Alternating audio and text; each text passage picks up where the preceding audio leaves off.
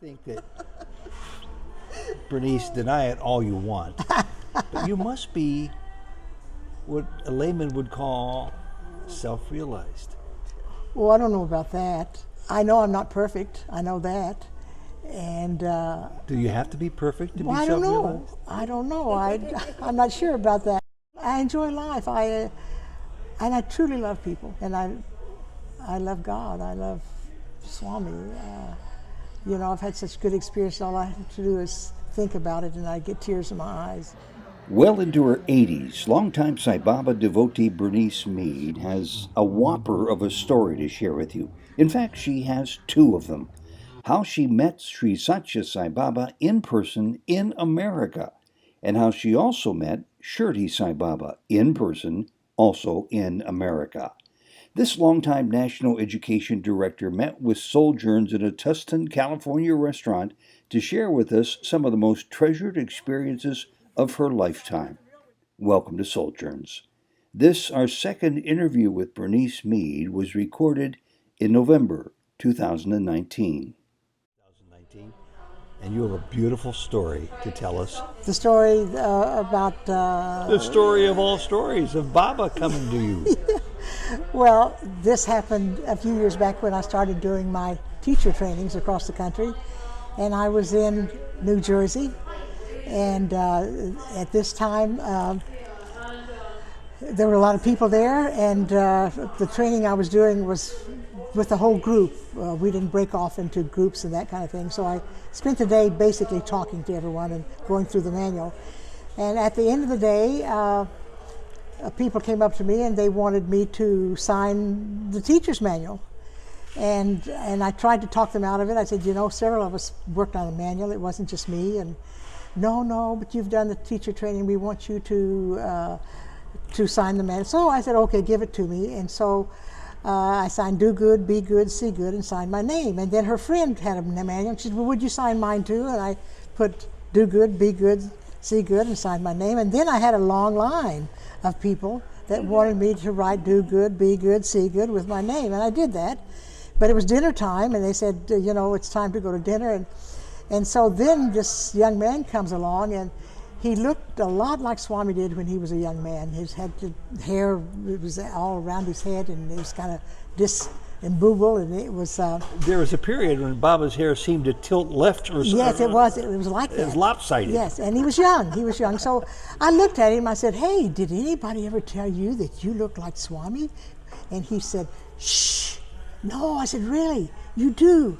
And he said, you've been standing all day and your feet must be tired. Would you like to sit down and I'll rub your feet? And I said, look, who needs to rub whose feet? And we laugh, and so we just began, just being kind of crazy. Mm-hmm. And I'm pretending he's Swami, and he's pretending that he's Swami.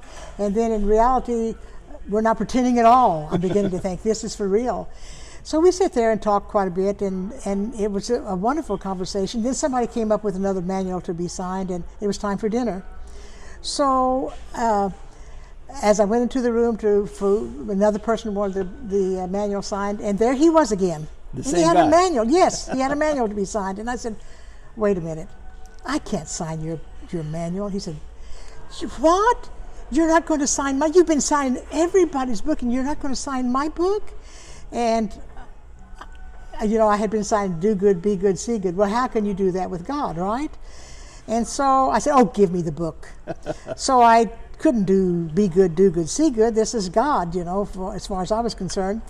And I said, you are God, you are no different from God, and I love you. And I signed my name. That's what you wrote. That's what I wrote in his book. And he looked at my book and he said, you signed my book differently than the others. And I said, well, I had to. And he said, yes, I know.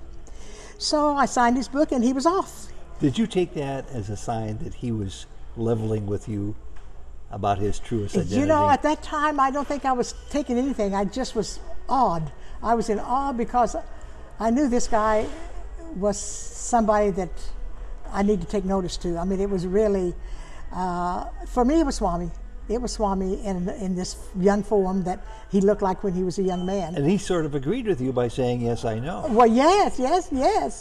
So anyway, he was off, and then I've had some more manuals to sign, and then he comes back with a cup of tea and a cookie, and he said, you've been talking and standing all day. He said, it's time for you, and said, people want to talk to you. So he said, I brought you some tea. And I said, oh, thank you so much. I said, do you know how much I love you? And he said, yes, I know how much you love me. And he was off again. Well, by that time, I was in tears. I mean, I knew that I had had an experience with something that was quite different. And I asked a man there, I said, hey, do you know who that person is? He said, yes, I think he's from a family from down south. And I said, yeah, South India. But anyway, the next day coming home on the airplane, all I could do was shed blissful tears because it was such a deep experience for me. And on some level, I knew that I had talked to Swami, and whatever, even if it was a young man from down south, Swami was coming through to him, and I had that experience. So then, the following few months, I went to India and had an interview with Swami, and that was '97. And I said to Swami, when I was in New Jersey, I had this experience with this young man. It was you. And he said, yes, I know. A very good experience. A very good experience. And that's all he said. But it was a very good experience. So when the dust settled and you had a chance to think about this, what kind of an impact did it have on you? Well, it had a big impact. Like I said, on the airplane coming home the next day, I had shed blissful tears, practically just reliving that experience. Because to me, it was really Swami. And by now, surely you've told that story around the world 1,500 times. Yes, a few times, yes. And you would think somebody might have known who you were talking about because they would have remembered being there. Well, this fellow that I talked to said, I think it's from... So I said that when I went back to Maryland then, I said this to this young man was supposedly around. She said, oh, I think I know who he was. Said that tomorrow you'll meet him. So the next day when I went and I spoke at the center, she introduced me, but it wasn't that man. I said, no, I'm sorry. So he was still a mystery man. He's still a mystery man because who she thought it was not. Yeah. Well, here we are sitting in Tustin, California in a restaurant after having a great meal the day after Thanksgiving. And after I heard you first describe that story before I ran out and got my camera, you were telling Jody and us about another story was it about Shirdi Sai Baba? Yes. Then this happened in New Jersey. The story that I just told you now happened in New Jersey. But I went to Maryland then a year or two later, and I'm sitting there. We were in a library, and I'm talking away to everybody again. And to my right, and for some reason or other, I don't even know what context it was in, but I said, in my life I have always had little children, dogs, and old men that cater to me. And about that time the doors open and this old man walks in. And he's shuffling his feet, and someone goes to greet him and to interfere with him, and she talks to him and she takes him back to the back of the room. And at the time I'm thinking, you know what? This makes me think of Shirdi. And I'm thinking, while I'm talking to everybody, this may be Shirdi, and I'm not going to share it with anybody. This is just what I was thinking inside. So I looked at him. They took him to the back of the room, and he's sitting there. He won't look at me. He has his head to one side like he's hard of hearing to hear me speak, because he thought he had come there supposedly to hear someone else, and they said, no, we have a lady from California, and she's talking to us about values in education. And he said, well, I'd like to hear her. And so he went back, and they gave him a seat in the back. So anyway, by the time I got back to where he was, people stopped and wanted to talk to me. He was gone. So I said, well, what happened to him? He said, well, one of the young adults, it was raining that day, and said he wanted to take him home.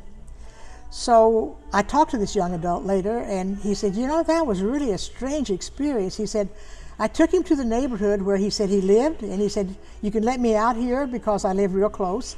And he said he got out of the car, and he said, I took off, and I looked in my rearview mirror, and I couldn't find him. I looked everywhere, and I turned my head and said he was nowhere around. It was a tip-off. I live close. Yes, Yeah. yes. I never had a chance to ask Swami about that particular visit, but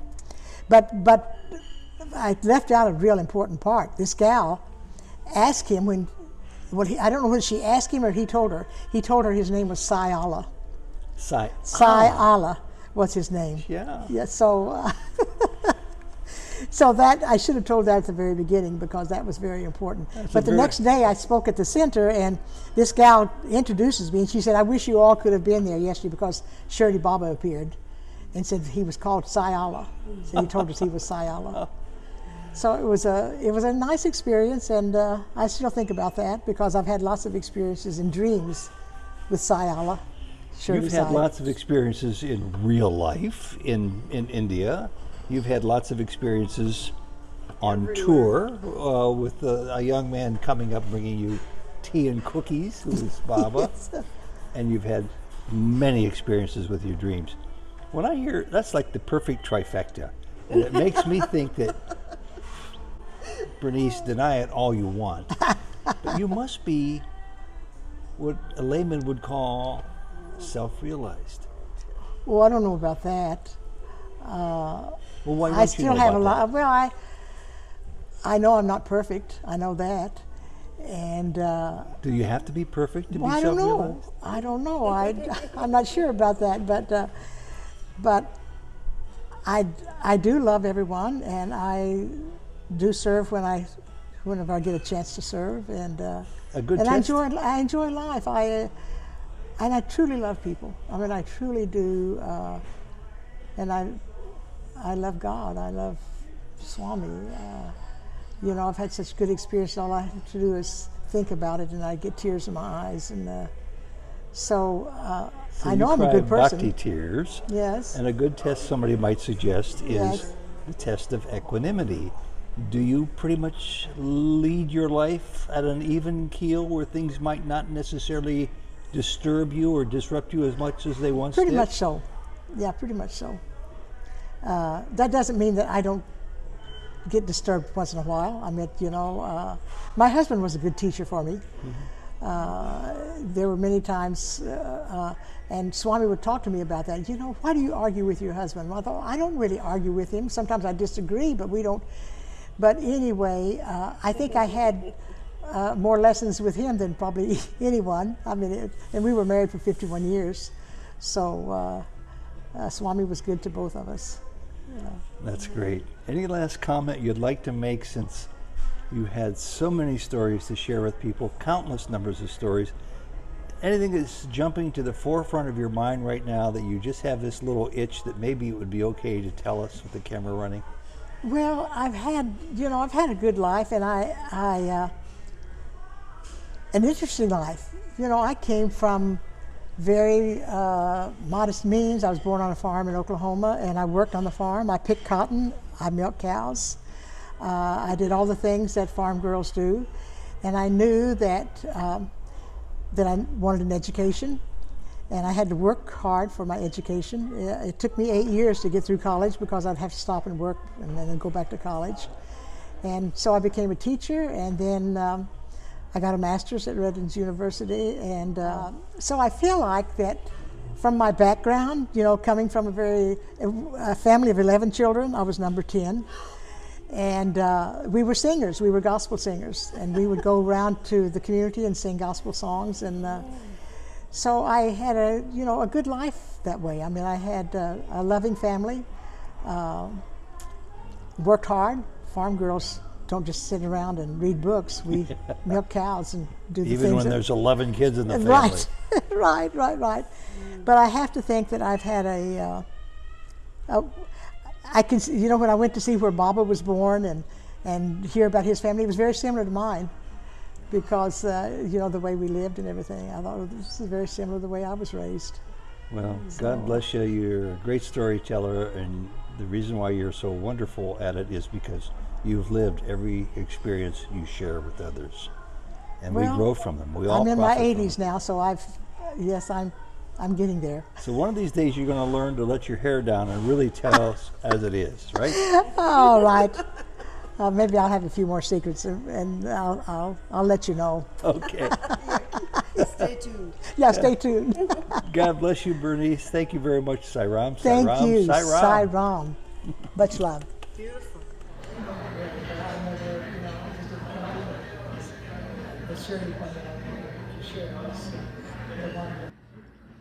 And you know, it was given to Kasturi, and he would give it away, but it really. And Kasturi didn't value it. Yeah. No, he didn't. He didn't. So- He said, "I've got the real one here. Why do I want that one?"